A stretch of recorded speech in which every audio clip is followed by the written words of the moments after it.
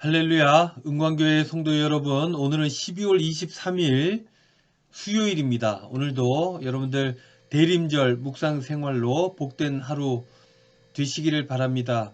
오늘 묵상의 제목은요, 팥의 소리를 들어보셨나요? 입니다. 오늘의 인물은 두리안 스케가와입니다. 1962년생이고요. 이야기를 짓고 시를 노래하는 광대라고 스스로를 지칭하는 일본의 소설가, 시인 겸 가수입니다. 오늘 함께 나눌 성경 말씀은 호세아 1장 10절 말씀입니다. 개역 개정입니다. 그러나 이스라엘의 자손의 수가 바닷가의 모래같이 되어서 헤아릴 수도 없고 셀 수도 없을 것이며 전에 그들에게 이르기를 너희는 내 백성이 아니라 한 그곳에서 그들에게 이르기를 너희는 살아계신 하나님의 아들들이라 할 것이라. 아멘. 묵상입니다. 두리안 스케가와의 소설 중에 앙이라는 것이 있습니다.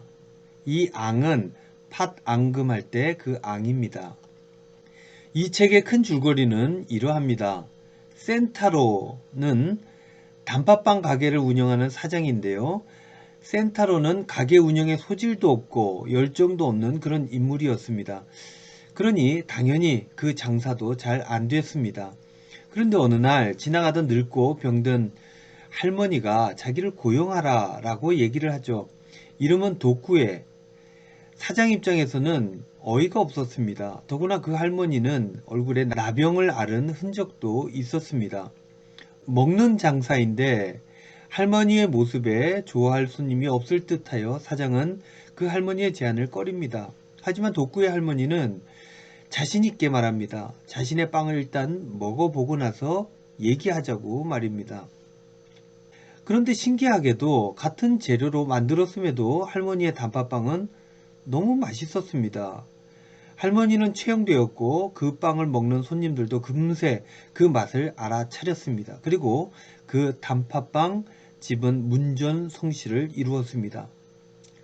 센타로는 도무지 이해할 수 없었습니다. 아무리 단팥빵의 맛을 결정하는 것이 앙이라지만 같은 곳에서 납품받는 별 다를 것 없는 팥 알갱이들인데 왜 할머니가 만들면 빵이 맛있을까? 나중에 가게를 떠나 다시 나병 환자 수용소로 돌아간 할머니의 편지를 읽고 나서야 센타로는 그 비밀을 알게 되었습니다. 그 비밀은 팥의 안색을 살피는 것, 팥의 말을 들어주는 것이었습니다.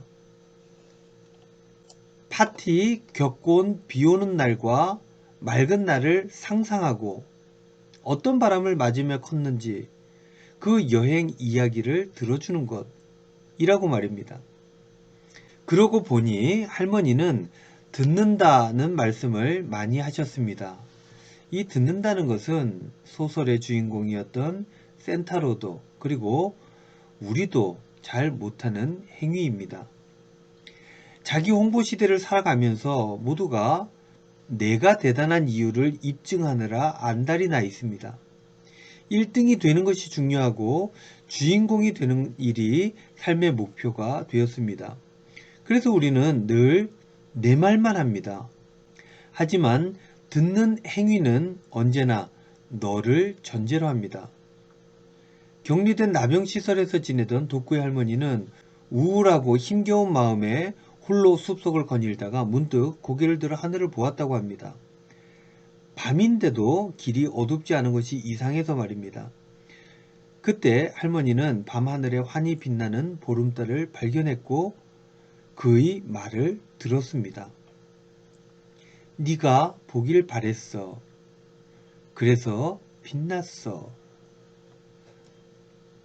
그 구절을 읽으며 울컥했던 기억이 납니다.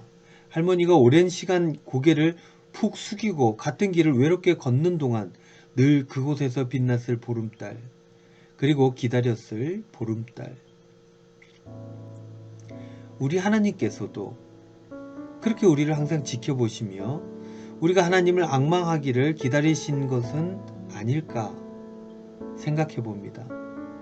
사랑의 선지자 호세아가 노래한 것처럼 말입니다. 얼마나 말을 안 들었으면 로암미, 즉 내 백성이 아니다 라고 말씀하셨겠습니까?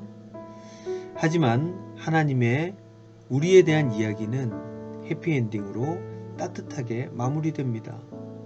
그렇게 말을 안 들어도 결국 그 백성들을 위해 이 땅까지 내려오셨으니 말입니다. 기도하겠습니다.